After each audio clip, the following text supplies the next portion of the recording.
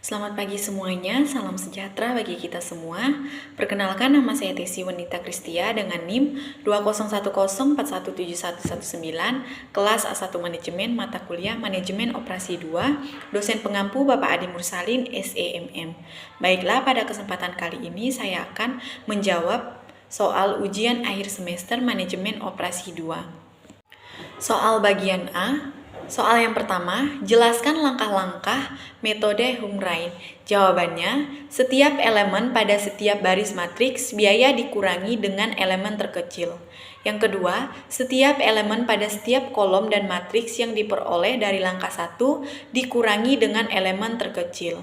Yang ketiga, buat sedikit mungkin garis vertikal atau horizontal yang melewati semua elemen 0.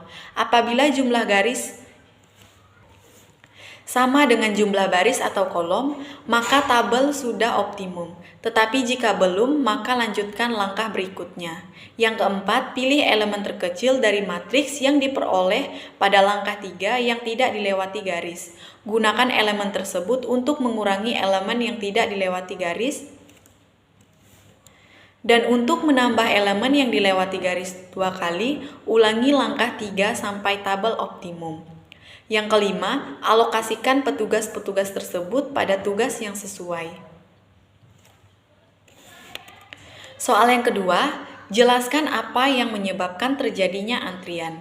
Jawabannya, antrian timbul disebabkan oleh kebutuhan akan layanan melebihi kemampuan atau kapasitas pelayan atau fasilitas layanan, sehingga pengguna fasilitas yang tiba tidak bisa segera mendapat layanan disebabkan kesibukan layanan. Soal yang ketiga, sebutkan langkah-langkah dalam menyelesaikan masalah minimasi dan maksimasi. Jawabannya, langkah-langkah dalam menyelesaikan masalah minimasi. Yang pertama, ditentukan nilai terkecil dari setiap baris, lalu mengurangkan semua nilai dalam baris tersebut dengan nilai terkecilnya. Yang kedua, diperiksa apakah setiap kolom telah mempunyai nilai 0. Bila sudah, dilanjutkan ke langkah 3. Bila belum, dilakukan penentuan nilai terkecil dari setiap kolom yang belum mempunyai nilai 0. Kemudian setiap nilai pada kolom tersebut dikurangkan dengan nilai terkecilnya. Yang ketiga, ditentukan apakah terdapat elemen 0 di mana tidak ada nilai 0 yang berada pada garis atau kolom yang sama, di mana N adalah jumlah kolom atau baris. Jika ada, maka tabel telah optimal. Jika tidak, dilanjutkan ke langkah 4. Yang keempat, dilakukan penutupan semua nilai 0 dengan menggunakan garis vertikal atau horizontal seminimal mungkin. Yang kelima, ditentukan nilai terkecil dari nilai-nilai yang tidak tertutup garis.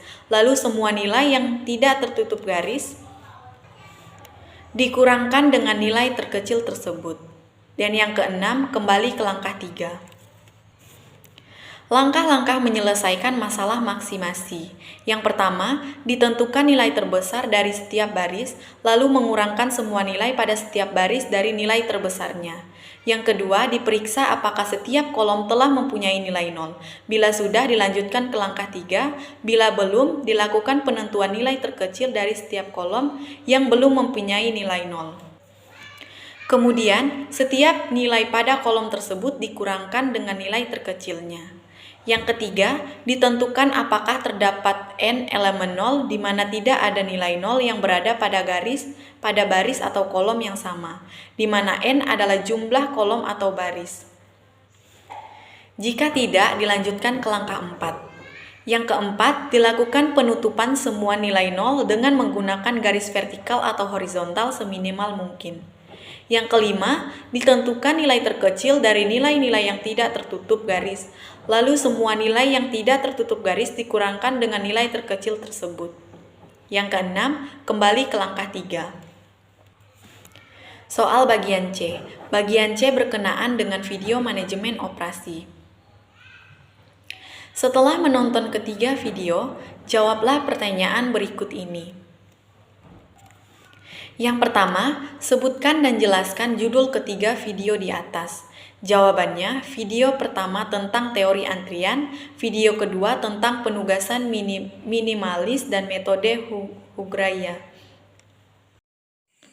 Soal bagian B, soal ini berkenaan dengan studi kasus mengenai penugasan. Studi kasus yang pertama, diketahui masalah penugasan produksi kue perusahaan Siskoko, yang mana dibantu oleh 4 karyawan diantaranya Pak Ijo, Pak Ija, Wanto, dan Wanti, yang akan diberdayakan di bagian adonan, memasak, memotong atau membentuk dan mengemas, dengan rincian upah per hari 1.000 sebagai berikut. Tentukan pengalokasian optimal pekerjaan ke karyawan agar diperoleh biaya upah paling murah.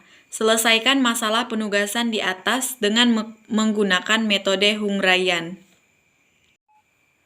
Langkah yang pertama, mencari biaya terkecil untuk setiap baris. Kemudian menggunakannya untuk mengurangi semua biaya yang ada pada baris yang sama. Dengan langkah ini maka diperoleh hasilnya sebagai berikut. Langkah yang kedua, di sini ternyata kolom 4 dan 5 belum memiliki nilai 0. Dengan demikian, perlu dicari nilai terkecil pada kolom digunakan untuk mengurangi semua nilai yang ada pada kolom tersebut. Maka diperoleh hasil berikut. Langkah yang ketiga, pastikan dan cek lagi tabel penugasan apakah sudah memiliki nilai 0 yang sesuai dengan jumlah sumber daya. Perhatikan dari matriks di atas, ternyata nilai 0 yang ditemukan pada baris 3 dan 4, baris Wanto dan Wanti, meskipun berbeda baris namun masih dalam kolom yang sama, sehingga dapat dipastikan masalah belum optimal, maka kita perlu melanjutkannya ke langkah berikutnya. Karena belum optimal, maka langkah selanjutnya adalah menarik garis yang menghubungkan minimal 2 buah nilai 0, seperti pada tabel berikut. Perhatikan nilai yang tidak terkena garis. Pilih nilai yang paling kecil, kemudian gunakan untuk mengurangi nilai yang belum terkena baris, dan digunakan untuk menambah nilai yang terkena garis ganda, maka diperoleh seperti berikut. Dan ternyata tabel penugasan sudah berhasil ditemukan 4 buah nilai 0 yang berada di baris dan kolom yang berbeda. Artinya, tabel penugasan sudah optimal. Jadi kesimpulannya, Pak Ijo dialokasikan pada tugas memotong sama dengan 60. Pak Ija dialokasikan pada tugas memasak sama dengan 45, Wanto dialokasikan pada tugas adonan sama dengan 50, Wanti dialokasikan pada tugas mengemas sama dengan 60. Jadi, 60 ditambah 45 ditambah 50 ditambah 60 totalnya 215. Jadi, pengalokasian optimal pekerjaan terhadap 4 karyawan tersebut 215 kali 1000 sama dengan 215.000 per hari. Soal bagian C. Bagian C berkenaan dengan video manajemen operasi 2. Setelah menonton ketiga video, jawablah pertanyaan berikut ini. Yang pertama, sebutkan dan jelaskan judul ketiga video di atas. Jawabannya, video pertama tentang teori antrian, video kedua tentang penugasan minimalis dengan metode Hungaria, video ketiga tentang metode assessment atau penugasan. Soal yang kedua, siapa pembicara dari ketiga video tersebut di atas? Jawabannya, yang pertama Muktri Ratnadewi, yang kedua Anya Nuria Manikam, yang ketiga Dr. Beni Osta Nasababam, dan Dr. Yesi Dewitasari. Soal yang ketiga, jelaskan apa-apa yang dibicarakan oleh ketiga pembicara dalam 3 video tersebut di atas. Jawabannya, video pertama menjelaskan tentang pengertian atau apa itu teori antrian. Setelah itu, pembicara menjelaskan manfaat dan dampak dalam teori antrian. Pembahasan selanjutnya yaitu struktur dasar antrian. Video kedua menjelaskan tentang apa itu metode penugasan.